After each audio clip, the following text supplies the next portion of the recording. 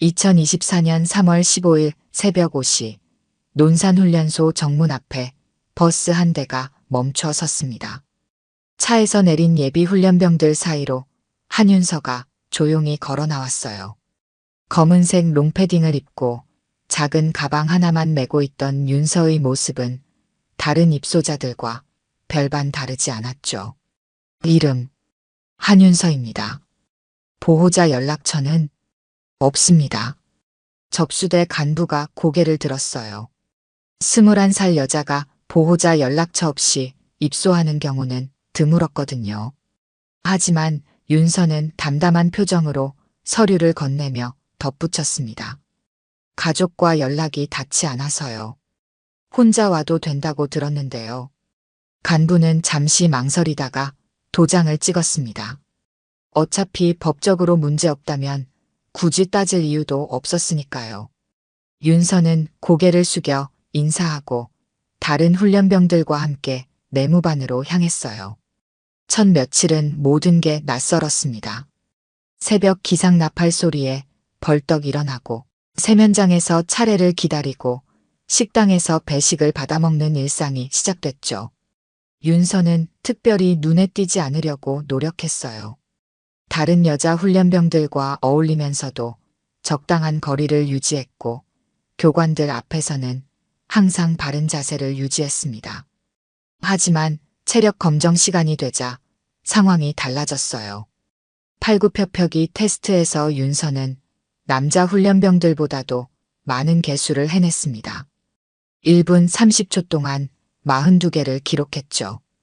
같은 분대 남자들이 웅성거리기 시작했어요. 야, 쟤 뭐야? 헬스장 다녔나? 여자가 저렇게 힘이 세다고? 윤서는 아무 말 없이 자리에서 일어나 물을 마셨습니다. 사실 고등학교 때부터 태권도를 했고 대학교에서는 암벽 등반 동아리 활동을 했거든요. 체력에는 자신이 있었어요. 사격 훈련 시간도 마찬가지였습니다. K2 소총을 처음 잡아보는 훈련병들이 표적지에 총알 맞히기도 힘들어할 때 윤서는 첫 발부터 8점대를 기록했어요. 정상훈 중위가 망원경으로 표적을 확인하고는 고개를 갸웃했습니다. 한윤서, 전에 사격해 본 적 있나? 없습니다. 처음입니다. 그럼 어떻게 이렇게 잘 맞히지? 윤서는 잠시 망설이다가 대답했어요. 집중하니까 되더라고요. 사실 어릴 때부터 엄마한테서 들은 이야기가 있었어요. 사격할 때는 호흡을 맞추고 표적과 가늠자와 가늠쇠가 일직선이 되도록 해야 한다는 건 말이에요. 엄마가 왜 그런 걸 알고 있는지는 궁금했지만 직접 물어본 적은 없었습니다. 엄마 직업이 뭐냐? 는 동기들의 질문에 윤서는 항상 같은 대답을 했어요. 군인이에요. 어디 부대인지는 잘 몰라요. 사실 알고 있었습니다. 엄마 한지연이 헌병대장이라는 것도 육군사관학교를 수석으로 졸업했다는 것도 30년 넘게 군복을 입고 살아온 사람이라는 것도 다 알고 있었어요. 하지만 일부러 모르는 척했습니다. 엄마 덕분에 특별 대우 받는다는 소리를 듣고 싶지 않았거든요. 그렇게 2주가 지났습니다. 윤서는 점점 훈련에 적응해갔고 동기들 사이에서도 인정받기 시작했어요. 특히 여자 훈련병들은 윤서를 은근히 부러워했습니다. 남자들과 똑같은 기준으로 훈련받으면서도 전혀 뒤처지지 않았거든요. 하지만 모든 일이 순조롭게 흘러가지는 않았습니다. 일부 남자 훈련병들은 윤서를 곱지 않은 시선으로 바라보기 시작했어요. 여자가 자신들보다 잘한다는 게 자존심에 상처가 됐던 모양이에요. 뭔가 이상하지 않아? 여자가 저렇게 할 수 있을까? 가족이 군인이라고 했잖아. 미리 배워온 거 아닐까? 뒷말이 돌기 시작했습니다. 윤서는 신경 쓰지 않으려 했지만 마음 한구석이 불편했어요. 열심히 하면 할수록 더 의심받는 기분이었거든요. 입소 3주차 목요일 밤 야간 유격 훈련이 시작됐습니다. 칠흑같이 어두운 산속에서 지도와 나침반만으로 목표 지점까지 도달해야 하는 훈련이었어요. 훈련병들은 4명씩 조를 이뤄 각각 다른 코스를 배정받았습니다. 윤서가 속한 3조에는 김민수, 박정호, 이상철이 함께였어요. 모두 체력이 중간 정도 되는 남자 훈련병들이었죠. 처음에는 별 문제 없이 진행됐습니다. 윤서가 지도를 읽는 실력이 뛰어나서 다른 조들보다 빠르게 이동할 수 있었거든요. 야, 한윤서 진짜 대단하다. 어떻게 저런 걸 다 알지? 김민수가 감탄하며 말했어요. 윤서는 아무 대답 없이 앞장서서 걸었습니다. 사실 어릴 때부터 엄마와 함께 등산을 자주 다녔고 지도 보는 법도 배웠거든요. 하지만 그런 이야기를 할 수는 없었어요. 문제는 이 시간쯤 지났을 때 생겼습니다. 가파른 언덕을 올라가던 중 박정호가 갑자기 주저앉았어요. 얼굴이 새하얗게 질려 있었고 숨을 제대로 쉬지 못하고 있었습니다. 야, 정호야. 괜찮아? 이상철이 다급하게 달려갔어요. 박정호는 가슴을 움켜쥐며 힘들어했습니다. 평소에도 체력이 약한 편이었는데 무리한 행군 때문에 탈진 상태가 된 것 같았어요. 물 좀. 박정호가 간신히 말했습니다. 윤서는 즉시 자신의 물통을 건네주고 박정호의 상태를 살펴봤어요. 맥박이 너무 빨랐고 체온도 평소보다 높았습니다. 이상해요. 병원에 가야 할 것 같은데요. 윤서가 말했지만 김민수는 고개를 저었어요. 지금 훈련 중이잖아. 함부로 이탈하면 안 돼. 그래도 사람이 먼저죠. 윤서와 김민수 사이에 의견 충돌이 생겼습니다. 규정상으로는 훈련 중 임의로 코스를 이탈하거나 변경하는 건 금지되어 있었어요. 하지만 박정호의 상태는 점점 나빠지고 있었습니다. 일단 무전기로 신고하자. 이상철이 제안했지만 무전기 상태가 좋지 않았어요. 산속 깊은 곳이라 전파가 제대로 잡히지 않았거든요. 잡음만 들릴 뿐 본부와 연결되지 않았습니다. 윤서는 잠시 고민했어요.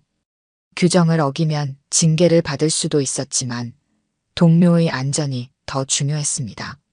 어릴 때부터 엄마한테서 들었던 말이 떠올랐어요. 군인의 첫 번째 임무는 동료를 지키는 거야. 제가 길을 알아요. 여기서 가장 가까운 길로 나가죠. 윤서가 결심했습니다. 지도를 다시 펼쳐보니 목표 지점과는 반대 방향이지만 차량이 들어올 수 있는 임도가 있었어요. 거기까지 가면 구급차를 부를 수 있을 것 같았습니다. 김민수와 이상철은 망설였지만 박정호의 상태가 워낙 심각해서 윤서의 판단을 따르기로 했어요. 윤서는 박정호를 부축하고 나머지 2명은 짐을 나눠 들었습니다. 30분쯤 걸어서 인도에 도착했을 때 다행히 순찰 중이던 헌병 차량을 만날 수 있었어요. 박정호는 즉시 병원으로 후송됐고 나머지 3명은 훈련소로 돌아왔습니다. 하지만 문제는 그 다음에 생겼어요. 다음 날 아침 조회 시간에 정상훈 중위가 윤서를 불러냈습니다. 한윤서, 어제 무슨 일이 있었는지 보고해. 윤서는 솔직하게 상황을 설명했어요. 박정호가 탈진해서 어쩔 수 없이 코스를 이탈했다고 말이죠. 하지만 정상훈 중위의 표정은 점점 굳어졌습니다. 그래서 임의로 훈련 코스를 변경했다는 거군. 동료의 안전을 위해서였습니다. 안전은 핑계고 결국 명령에 불복종한 거 아닌가? 정상훈 중위는 차가운 목소리로 말했어요. 사실 박정호는 단순 탈진이었고 하룻밤 쉬고 나니 괜찮아졌거든요. 그런데 윤서의 행동은 명백한 규정 위반이었습니다. 한윤서, 징계위원회에 회부한다. 윤서는 아무 말 없이 고개를 숙였어요. 예상했던 일이었지만 막상 듣고 나니 마음이 무거웠습니다. 다른 훈련병들도 웅성거리기 시작했어요. 징계위라니 심각하네. 제대로 걸렸구나. 여자가 나서서 괜히 일을 크게 만들었어. 뒷말들이 윤서의 귀에 들어왔지만 윤서는 후회하지 않았어요. 다시 그런 상황이 온다면 똑같이 할 자신이 있었거든요. 동료를 버려두고 훈련을 계속할 수는 없었으니까요. 그날 오후 윤서는 독방에서 징계위원회 소집을 기다리게 됐습니다. 작은 방 안에 혼자 앉아 있으니 여러 생각이 들었어요. 엄마라면 뭐라고 할까? 실망할까? 아니면 자신의 판단이 옳았다고 해줄까? 하지만 엄마는 아직 윤서가 입대한 사실도 모르고 있었습니다. 징계위원회 소집 전날 저녁, 전체 훈련병들이 대강당에 모였습니다. 정기 교육 시간이라고 했지만 분위기가 평소와는 달랐어요. 간부들의 표정이 유난히 엄숙했거든요. 윤서는 맨 앞줄에 앉아 있었습니다. 징계 대상자는 항상 앞자리에 앉는 게 관례였어요. 뒤에서 수근거리는 소리가 들렸지만 고개를 돌리지 않았습니다. 정상훈 중위가 연단에 올라섰어요.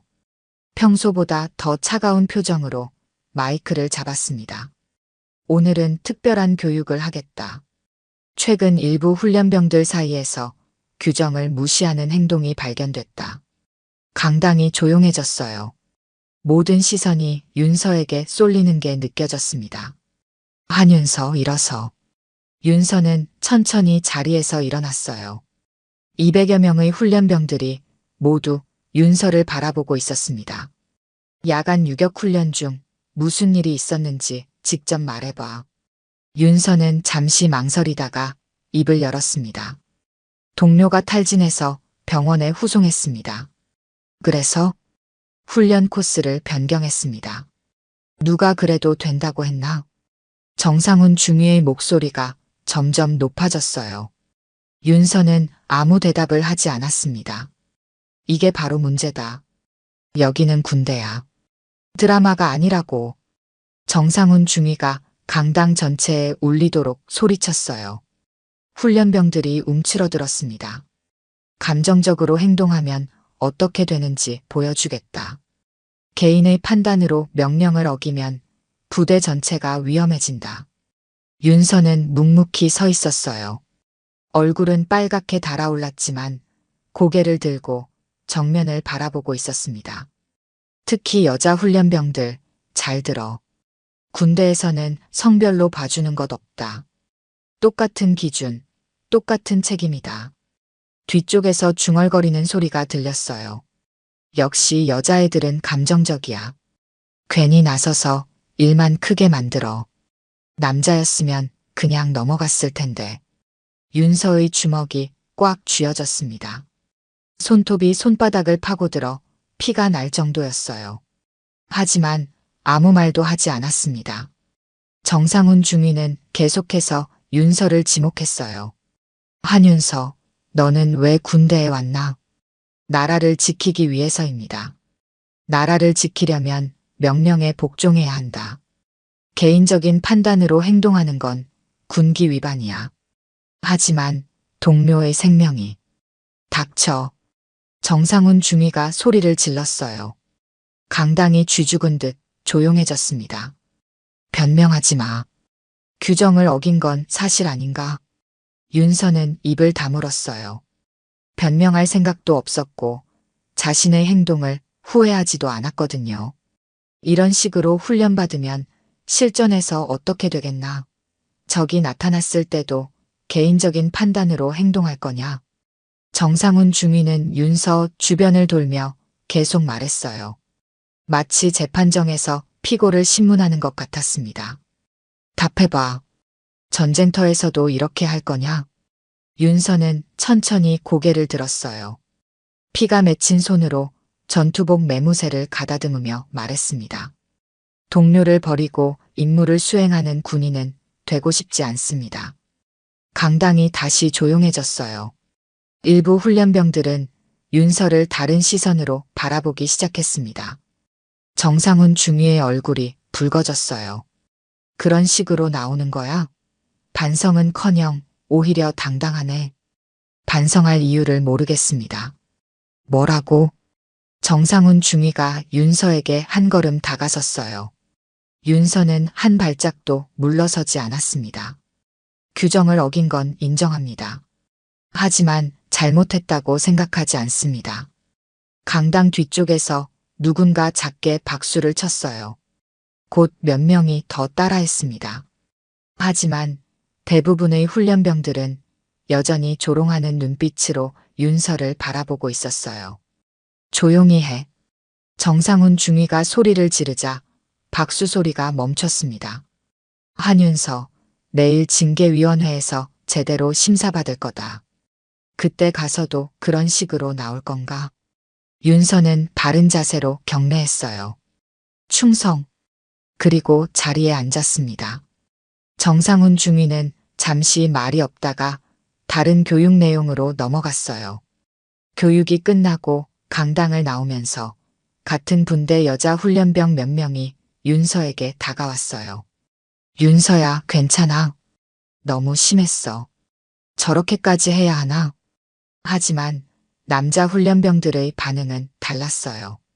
꼴 보기 싫어. 여자가 왜 저렇게 나와? 원래 여자들이 그래. 끝까지 우기잖아. 윤서는 아무 말 없이 내무반으로 향했어요. 그날 밤 독방에서 혼자 있으면서 생각이 많았습니다. 과연 자신의 선택이 옳았을까? 너무 고집을 부린 건 아닐까? 하지만 박정호가 쓰러졌을 때의 상황을 떠올리면 다른 선택을 할 수 없었어요. 규정보다 사람이 먼저라고 생각했거든요.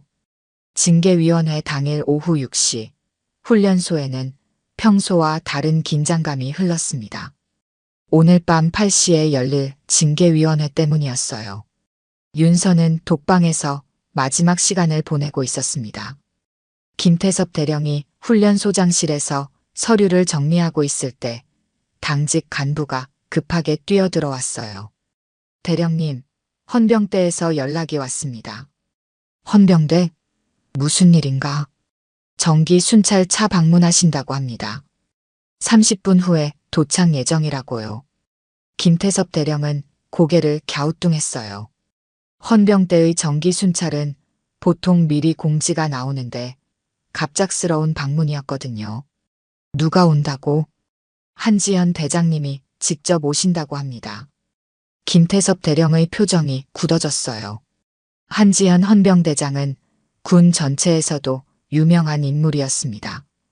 육사 수석 출신의 30년 군 생활 동안 한 번도 흠집 없이 올라온 철의 여장군이었거든요. 지현이가 왜 갑자기? 김태섭 대령과 한지현은 육사 동기였어요. 하지만 공식적인 자리에서는 서로 예의를 지켰습니다. 오후 6시 30분 훈련소 정문에 검은색 헌병 차량 2대가 나타났어요. 앞차에서 내린 사람은 별 2개가 달린 정복을 입은 한지현이었습니다. 50대 중반의 나이에도 불구하고 꼿꼿한 자세와 카리스마가 압도적이었어요. 한지현 헌병대장입니다. 경비병들이 차렷 자세로 경례했어요. 한지현은 간부들의 안내를 받으며 훈련소 안으로 들어갔습니다. 김태섭 대령이 직접 나와서 맞이했어요. 지현아, 갑자기 무슨 일이야? 정기 점검입니다. 요즘 훈련소 운영에 문제가 없는지 확인하러 왔어요. 한지현의 목소리는 차가웠어요. 평소보다 더 공식적인 말투였습니다. 특별히 점검할 게 있나? 징계 관련 업무를 보려고 합니다. 최근 훈련병 징계 사례가 있다고 들었어요. 김태섭 대령은 순간 당황했어요. 설마 한윤서 건 때문에 온 건 아니겠지만 타이밍이 너무 절묘했거든요. 아, 여자 훈련병 하나가 훈련 중 규정 위반했어요. 오늘 밤 징계위원회 예정입니다. 그래요? 어떤 사안인가요? 한지연의 눈빛이 날카로워졌어요. 김태섭 대령은 간략하게 상황을 설명했습니다. 야간 훈련 중 동료 구조를 위해 코스를 이탈한 사건이라고 말이에요. 흥미롭네요. 그 훈련병을 직접 보고 싶습니다. 지금요? 네. 징계위원회 전에 미리 확인해보죠. 김태섭 대령은 어쩔 수 없이 윤서가 있는 독방으로 안내했어요. 정상훈 중위와 서주연 소대장도 함께 따라왔습니다. 독방 앞에 도착했을 때 한지연의 심장이 빠르게 뛰기 시작했어요. 혹시나 하는 마음이 들었거든요. 성이 같다고 해서 모두 가족은 아니지만 묘한 예감이 있었습니다. 한윤서 훈련병입니다. 간부가 문을 열었어요. 작은 방 안에서 윤서가 바른 자세로 앉아 있었습니다.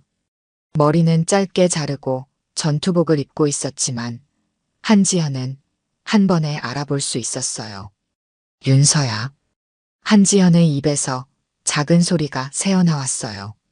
너무 작아서 다른 사람들은 듣지 못했지만 윤서는 고개를 들었습니다. 엄마. 윤서의 눈이 커졌어요. 꿈인가 싶었거든요. 왜 엄마가 여기에 있는 걸까요? 한지연은 순간 말을 잃었어요. 딸이 군복을 입고 있는 모습을 보니 복잡한 감정이 밀려왔습니다. 자랑스러우면서도 안쓰러웠어요. 대령님, 이 훈련병이 징계 대상이라고 하셨죠? 한지연이 김태섭 대령을 돌아보며 말했어요.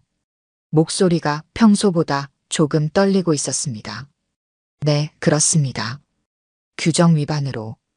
잠깐요. 한지연이 말을 끊었어요.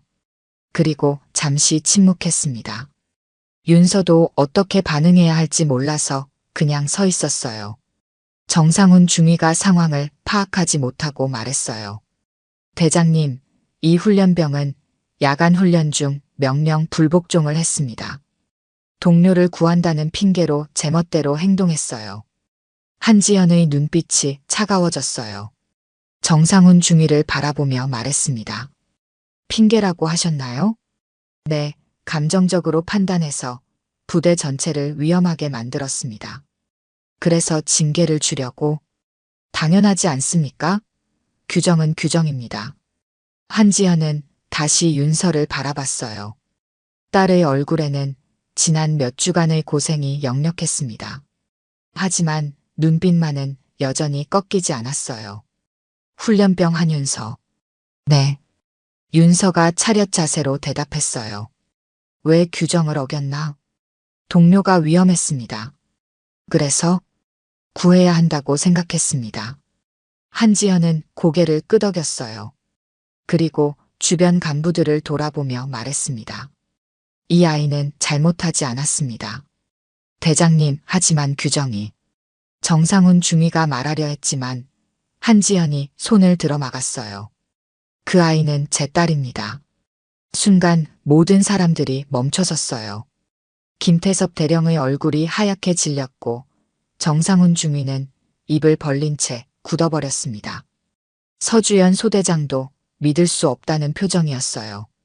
독방 안에 흐르는 정적이 너무나 무거웠습니다.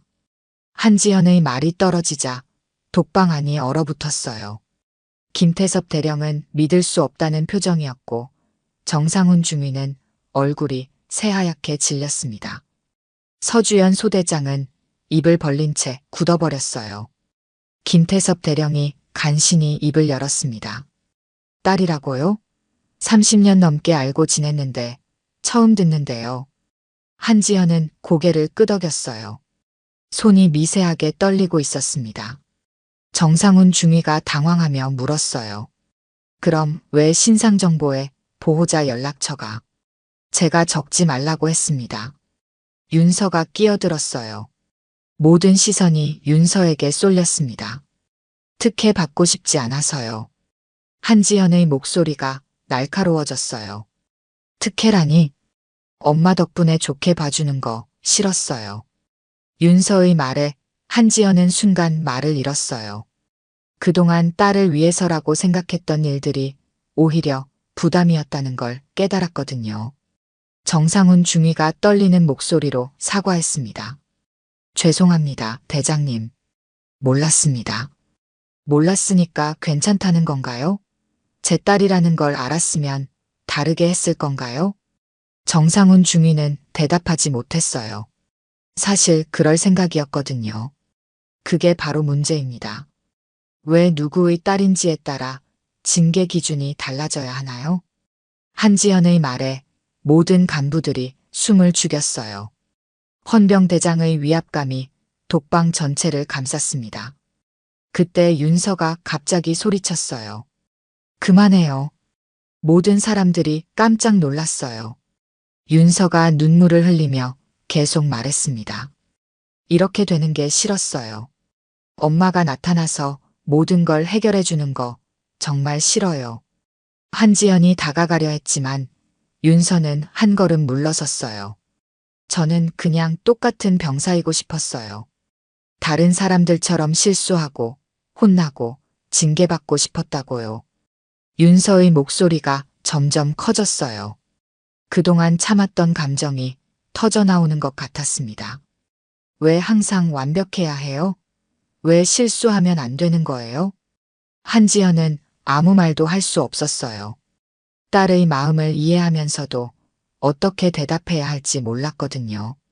어릴 때부터 한지연 대령의 딸답게 행동해라, 부끄럽지 않게 살아라 그런 말만 들었어요. 윤서가 울면서 쏟아내듯 말했어요. 엄마는 항상 군인이 먼저였잖아요.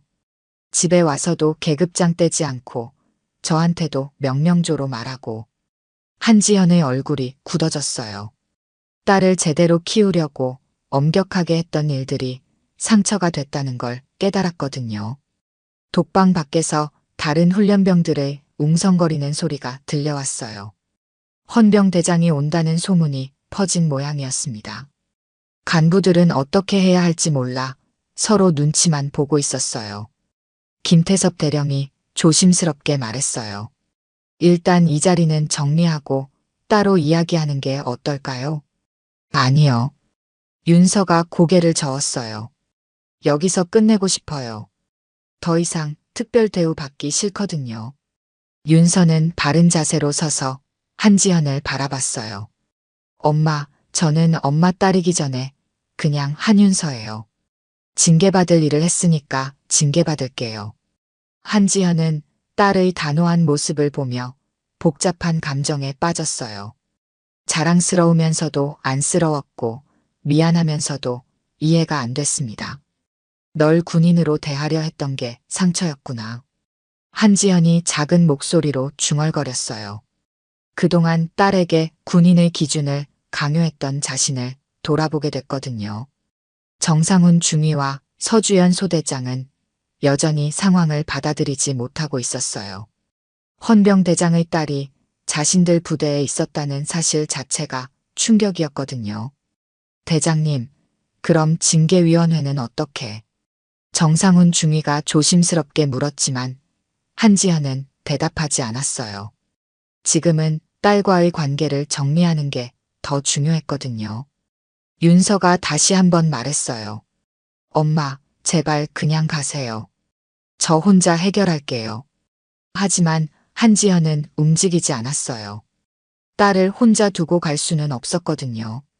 다음 날 오전 9시 국방부 회의실에는 긴장감이 흘렸습니다. 헌병대장의 딸이 징계 위기에 처했다는 소식이 상부까지 올라갔거든요. 회의 테이블에는 군 간부들이 엄숙한 표정으로 앉아 있었어요. 참모총장이 회의를 시작했어요. 테이블 위에는 윤서의 징계 관련 서류들이 가지런히 놓여 있었습니다. 한지연이 보고를 했어요. 손끝이 미세하게 떨리고 있었지만 목소리만은 차분했습니다. 윤서가 동료 구조를 위해 코스를 이탈한 상황과 그동안의 훈련 성과를 자세히 설명했어요. 감찰부장은 신분을 숨기고 입대한 것 자체가 문제라고 지적했습니다. 투명성에 위배된다는 것이었어요. 하지만 한지연은 딸의 의지였다고 맞받아쳤습니다. 김태섭 대령이 발언권을 요청했어요. 준비해온 자료를 꺼내며 윤서의 실제 훈련 성과를 공개했습니다. 체력 검정 1등급, 사격 우수, 야간 훈련 최상급 성과였어요. 특혜라고 할 만한 요소가 전혀 없었다는 것을 증명하는 자료들이었습니다. 회의실에 팽팽한 긴장감이 흘렸어요. 일부는 규정 위반이 명확하다고 주장했고 다른 일부는 동료를 구한 행위를 처벌할 수 없다고 반박했습니다. 이때 참모총장이 핵심을 짚었어요. 정작 중요한 건 윤서의 행동이 옳았는지 그른지였습니다. 규정을 어겼지만 동료의 생명을 구했다는 사실 말이에요. 감찰팀이 논산훈련소에 파견됐어요. 3일간의 집중 조사가 시작됐습니다. 윤서와 함께 훈련받은 동기들, 교관들, 간부들을 상대로 전방위 면담이 진행됐어요. 조사 결과는 충격적이었습니다. 윤서에 대한 차별적 대우가 확인됐거든요. 일부 교관들이 여자라는 이유로 더 까다로운 기준을 적용했다는 증언이 나왔어요. 특히 정상훈 중위의 경우 여자 훈련병들에게 유독 엄격했다는 것이 드러났습니다. 반면 윤서를 함께 훈련받은 동기들의 증언은 달랐어요. 윤서가 남들보다 더 열심히 했고 어려운 상황에서도 동료들을 도왔다는 이야기들이 쏟아져 나왔습니다. 특히 박정호 구조 당시 상황에 대한 증언들은 윤서의 판단이 옳았음을 보여줬어요. 김태섭 대령은 조용히 한지연을 백업했어요. 30년 군 생활 동안 쌓은 신뢰를 바탕으로 상부를 설득했습니다. 윤서가 어떤 남자 훈련병보다 뛰어났다는 것을 구체적인 수치로 증명했어요. 의료진의 소견서도 중요한 역할을 했습니다. 박정호의 당시 상태가 생각보다 심각했다는 것이 확인됐거든요. 윤서의 신속한 판단이 없었다면 더 큰 사고로 이어질 수 있었다는 게 의료진의 결론이었어요. 감찰부는 조사 결과를 종합해 보고서를 작성했어요. 핵심 내용은 두 가지였습니다. 첫째, 윤서의 행동은 동료애에 기반한 올바른 판단이었다. 둘째, 일부 교관들의 성별차별적 태도가 문제였다. 회의는 3일 동안 계속됐어요. 각 부서에서 나온 의견들을 종합하고 전례를 검토하고 향후 방침을 정하는 과정이었습니다. 한지현은 매일 회의에 참석해 딸을 변호했지만 동시에 공정성을 잃지 않으려 노력했어요. 마침내 최종 결론이 나왔습니다. 참모총장의 결재를 받은 공식 문서였어요. 윤서의 징계는 무효 처리되고 오히려 모범 사례로 기록된다는 내용이었습니다. 조사 결과가 발표된 날 오후 윤서는 독방에서 나와 다시 내무반으로 돌아왔어요. 3일 만에 보는 동기들의 얼굴이 새로웠습니다. 하지만 분위기는 예전과 달랐어요. 일부 훈련병들은 윤서를 다른 시선으로 바라봤어요. 헌병대장의 딸이라는 사실이 알려진 후였거든요. 어떤 이들은 부러워했고 어떤 이들은 거리를 두려했습니다. 윤서는 신경 쓰지 않으려 했어요. 원래 목표였던 평범한 훈련병으로 지내는 건 이제 불가능해졌지만 최선을 다하는 것만은 변하지 않았거든요. 정상훈 중위는 감찰 결과 후 태도가 완전히 바뀌었어요. 윤서를 대할 때 조심스러워했고 다른 여자 훈련병들에게도 예전처럼 까다롭게 굴지 않았습니다. 상부에서 성별 차별에 대한 경고를 받았거든요. 서주연 소대장은 오히려 윤서에게 더 친근하게 대했어요. 원래도 윤서를 아꼈지만 이제는 공개적으로 칭찬하기 시작했습니다. 훈련은 계속됐어요. 윤서는 여전히 최고 수준의 성과를 보였습니다. 체력 검정에서는 남녀 통틀어 1등을 했고 사격에서도 만점을 기록했어요. 이제는 누구도 실력에 대해 의심하지 않았습니다. 하지만 윤서의 마음은 복잡했어요. 엄마와의 관계도 그렇고 앞으로의 군 생활도 그랬습니다. 특별한 관심을 받는 게 여전히 부담스러웠거든요. 훈련 4주차가 끝날 무렵 김태섭 대령이 윤서를 따로 불렀어요. 대령실에서 중요한 이야기가 있다고 했습니다. 윤서가 대령실에 들어서자 김태섭 대령은 따뜻한 미소로 맞아줬어요. 책상 위에는 여러 서류들이 놓여 있었습니다. 김태섭 대령이 윤서에게 자리에 앉으라고 했어요. 그리고 놀라운 제안을 했습니다. 새로 창설되는 여성 특전사 부대의 창설 멤버로 스카우트하고 싶다는 것이었어요. 윤서는 깜짝 놀랐어요. 여성 특전사 부대는 군에서 처음 시도하는 것이었거든요.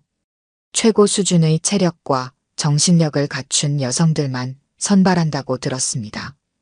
김태섭 대령이 설명했어요. 윤서의 훈련 성과와 위기 상황에서의 판단력이 인정받았다는 것이었습니다. 특히 동료 구조 사건이 오히려 플러스 요인이 됐다고 했어요. 하지만 결정은 윤서의 몫이었어요. 일반 부대로 가서 평범한 군 생활을 할 수도 있었거든요. 김태섭 대령은 충분히 생각해 보라고 했습니다.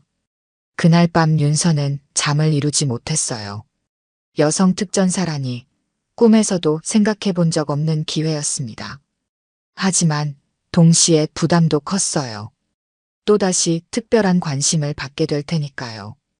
다음 날 아침 윤서는 결심했어요. 도전해보기로 한 것이었습니다.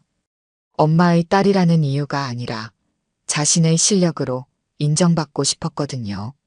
훈련소 수료식이 다가왔어요. 6주간의 기초훈련이 끝나는 날이었습니다. 윤서는 우수 훈련병으로 선정됐고 전체 훈련병을 대표해 소감을 발표하게 됐어요. 수료식 당일 대강당에는 훈련병들의 가족들이 참석했어요. 하지만 윤서의 자리에는 아무도 오지 않았습니다. 한지현은 공적인 자리에 참석하면 또 다른 논란이 될 수 있다고 판단했거든요. 윤서는 아쉬웠지만 이해했어요. 어차피 혼자 시작한 길이었으니까요. 소감 발표에서 윤서는 담담하게 말했어요. 힘들었지만 많이 배웠고 동료들 덕분에 성장할 수 있었다고 했습니다. 그리고 앞으로도 최선을 다하겠다고 다짐했어요. 전체 훈련병들이 기립박수를 쳤어요. 처음에는 의심의 눈초리도 있었지만 이제는 모두가 윤서의 실력을 인정했거든요. 여자라서가 아니라 뛰어난 군인이라서 박수받는 것이었습니다. 수료식이 끝나고 윤서는 짐을 쌌어요. 내일부터는 새로운 부대에서 새로운 도전이 시작될 예정이었습니다. 여성 특전사 창설팀으로 말이에요. 동기들이 하나둘 작별 인사를 하러 왔어요. 같이 고생했던 여자 훈련병들은 윤서가 자랑스럽다고 했고 남자 훈련병들도 고개를 숙여 인사했습니다. 윤서는 6주 전 처음 들어왔던 정문을 바라봤어요. 그때와는 완전히 다른 사람이 된 기분이었습니다. 더 강해졌고 더 성숙해졌고 무엇보다 자신감이 생겼어요. 버스에 오르기 전 윤서는 한 번 더 훈련소를 돌아봤어요. 힘들었지만 소중한 추억들이 가득한 곳이었습니다. 그리고 진짜 군인으로 거듭난 곳이기도 했고요. 6개월 후 여성 특전사 창설팀 훈련장에서 윤서는 후배들에게 강의를 하고 있었어요. 새로 들어온 여성 지원자들에게 기본 전술을 가르치는 시간이었습니다. 윤서는 이제 중사 계급을 달고 있었어요. 창설팀에서 가장 빠른 진급이었습니다. 실력과 리더십이 뛰어났거든요. 훈련장 한쪽에서 한지현이 조용히 지켜보고 있었어요. 딸의 모습을 보러 몰래 온 것이었습니다. 공식적인 방문은 아직 부담스러웠거든요. 윤서는 후배들에게 팀워크의 중요성을 강조하고 있었어요. 논산훈련소에서 겪었던 경험을 바탕으로 한 이야기였습니다. 동료를 위해서라면 규정도 때로는 융통성 있게 적용해야 한다고 말하고 있었어요. 규정은 사람을 지키기 위해 있는 거예요. 사람보다 규정이 우선이 되면 안 됩니다. 윤서의 말에 후배들이 고개를 끄덕였어요. 모두 윤서를 존경하는 눈빛이었습니다. 강의가 끝나고 윤서는 한지연의 존재를 눈치챘어요. 멀리서 지켜보고 있는 엄마의 모습이 보였거든요. 하지만 모른 척했습니다. 후배들 앞에서 사적인 모습을 보이고 싶지 않았어요. 오후 훈련이 모두 끝나고 윤서는 혼자 정리를 하고 있었어요. 그때 한지연이 조용히 다가왔습니다. 두 사람은 잠시 말없이 서 있었어요. 6개월 만에 마주하는 자리였지만 어색함보다는 그리움이 컸습니다.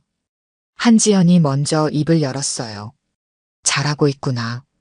네, 덕분에요. 윤서의 대답은 여전히 딱딱했지만 예전보다는 부드러워진 것 같았어요. 미안해, 윤서야. 그동안 너무 엄격했나 봐. 한지연의 목소리에 진심이 담겨 있었어요. 딸과 떨어져 지내면서 많은 생각을 했거든요. 괜찮아요. 이해해요. 윤서도 시간이 지나면서 엄마의 마음을 조금씩 이해하게 됐어요. 군인이면서 동시에 엄마였던 한지연의 고민을 말이에요. 내가 자랑스럽다. 정말로. 한지연이 윤서의 어깨에 손을 올렸어요. 딸의 어깨가 예전보다 훨씬 넓어진 것 같았습니다. 엄마도요. 제가 엄마 딸인 게 자랑스러워요. 윤서의 말에 한지연의 눈가가 촉촉해졌어요. 딸이 자신을 받아들여 주는 것 같아서 기뻤거든요. 그날 저녁 두 사람은 오랜만에 함께 식사를 했어요. 부대 근처 작은 식당에서였습니다. 군복을 입은 모녀의 모습이 신기했는지 사람들이 힐끔힐끔 쳐다봤어요. 한지연이 윤서의 근황을 물어봤어요. 특전사 훈련은 어떤지, 동료들과는 잘 지내는지, 힘든 건 없는지 말이에요. 예전처럼 명령조가 아니라 진심으로 걱정하는 엄마의 모습이었습니다. 윤서도 훈련 이야기를 들려줬어요. 처음에는 따라가기 힘들었지만 지금은 적응했다고 했습니다. 특히 후배들을 가르치는 일이 보람찬다고 말했어요. 한지연은 딸의 성장한 모습에 놀랐어요. 6개월 사이에 진짜 군인이 되어 있었거든요. 리더십도 생겼고 말하는 것도 당당해졌어요. 앞으로 어떻게 할 거니? 한지연이 물었어요. 계속 여기서 일하고 싶어요. 여성 특전사 부대를 제대로 만들어보고 싶거든요. 윤서의 답에 한지연은 고개를 끄덕였어요. 딸이 확실한 목표를 가지고 있는 게 기뻤습니다. 1년 후 여성 특전사 부대 창설식이 열렸어요. 윤서는 창설 멤버 대표로 사단장 앞에서 보고를 했습니다. 여성 특전사 1기 창설을 완료했습니다. 창설식에 참석한 모든 사람들이 박수를 쳤어요. 한지연도 다른 참석자들과 함께 박수를 치고 있었습니다. 행사가 끝나고 윤서는 한지연에게 다가가 격려했어요. 훈련병 한윤서, 사단장님께 충성을 다하겠습니다. 한지연은 딸의 격려를 받으며 뿌듯했어요. 이제 윤서는 진짜로 독립된 군인이 되었거든요. 엄마의 딸이 아니라 한윤서라는 이름으로 인정받는 군인 말이에요. 수고했다, 중사. 한지연도 공식적으로 답례했어요. 이 순간만큼은 엄마가 아니라 상급자로서 말이에요. 창설식이 끝나고 두 사람은 다시 그 작은 식당에서 만났어요. 이제는 자연스러운 일상이 되어 있었습니다. 힘들지 않니? 힘들지만 재미있어요. 후배들 가르치는 것도 좋고 새로운 도전도 좋고요. 윤서의 얼굴에는 만족감이 가득했어요. 자신이 원하는 길을 찾았다는 확신이 있었거든요. 한지연은 딸을 바라보며 미소를 지었어요. 이제는 걱정보다는 믿음이 컸습니다. 윤서가 스스로 잘해나갈 거라는 확신이 있었거든요. 엄마, 고마워요. 뭐가? 엄격하게 키워줘서요. 덕분에 포기하지 않는 법을 배웠어요. 윤서의 말에 한지연은 가슴이 뭉클했어요. 그동안의 모든 걱정과 후회가 보람으로 바뀌는 순간이었습니다. 그날 밤 윤서는 기숙사에서 일기를 썼어요. 논산훈련소에서 시작된 이야기가 이렇게 해피엔딩으로 끝난다고 말이에요. 이제 새로운 꿈을 향해 나아갈 차례였습니다. 오늘 들려드린 이야기가 여러분의 마음에 작은 울림이 되었기를 바랍니다.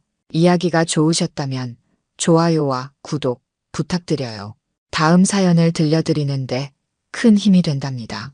그리고 여러분의 이야기도 댓글로 들려주세요. 다음 이야기 때 또 뵙겠습니다.